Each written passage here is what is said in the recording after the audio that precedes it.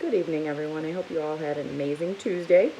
I am back to read you the next chapter of Sideways Stories from Wayside School. Today we're going to hear all about Phoebe.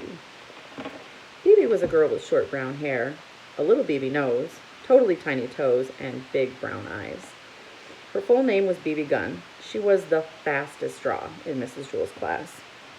She could draw a cat in less than 45 seconds, a dog in less than 30, and a flower in less than 8 seconds.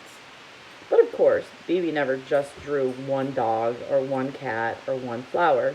Art was from 12:30 to 1:30. Why, in that time she could draw 50 cats, 100 flowers, 20 dogs, several eggs, or watermelons.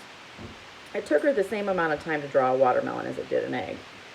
Calvin sat next to Phoebe. He didn't think he was very good at art. Why, it took him the whole period to draw just one airplane. So instead, he just helped Phoebe. He was Phoebe's assistant. As soon as Phoebe would finish one masterpiece, Calvin would take it from her and set down a clean sheet of paper. Whenever her crayon ran low, Calvin was ready with a new crayon. That way, Phoebe didn't have to waste any time, and in return, Phoebe could draw 5 or 6 airplanes for Calvin. It was 12:30, time for art. Phoebe was ready. On her desk was a sheet of yellow construction paper. In her hand was a green crayon. Calvin was ready. He held a stack of paper and a box of crayons. "Ready, Phoebe?" said Calvin. "Ready, Calvin," said Phoebe. "Okay," said Mrs. Jewell. "Time for art." She had hardly finished her sentence when Phoebe had already drawn a picture of a leaf. Calvin took it from her and put another piece of paper down.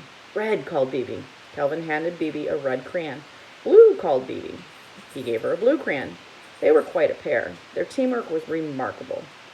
Phoebe drew pictures as fast as Calvin could pick up the old paper and set down the new. A fish, an apple, 3 cherries, bing, bing, bing. At 1:30, Mrs. Jewell announced, "Okay, class, art is over." Phoebe dropped her crayon and fell over on her desk. Calvin sighed and leaned back in his chair. He could hardly move. They had broken their old record. Phoebe had drawn 378 pictures. They lay in a pile on Calvin's desk. Mrs. Jewell walked by. "Calvin, did you draw all of these pictures?" Calvin laughed. "No, I can't draw. Phoebe drew them all." "Well, then, what did you draw?" asked Mrs. Jewell. "I didn't draw anything," said Calvin. "Why not? Don't you like art?" asked Mrs. Jewell. "I love art," said Calvin. "That's why I didn't draw anything." Mrs. Jewell did not understand.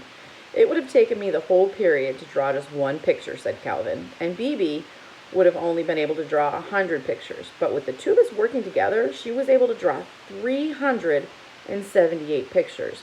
That's a lot more art." Phoebe and Calvin shook hands. "No," said Mrs. Jewell. "That isn't how you measure art. It isn't how many pictures you have, but how good the pictures are.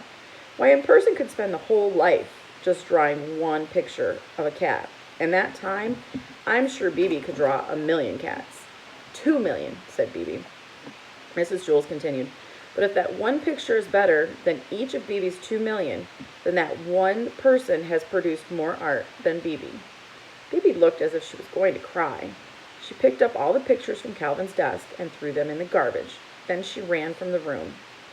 "I thought her pictures were good," said Calvin. He reached into the garbage pail and took out the crumpled picture of an airplane. Phoebe walked outside into the playground. Louis, the yard teacher, spotted her.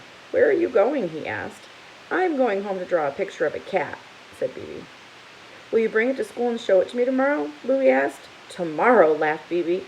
"By tomorrow, I'll doubt if I've even finished one whisker." So that is today's story. I will see you back tomorrow.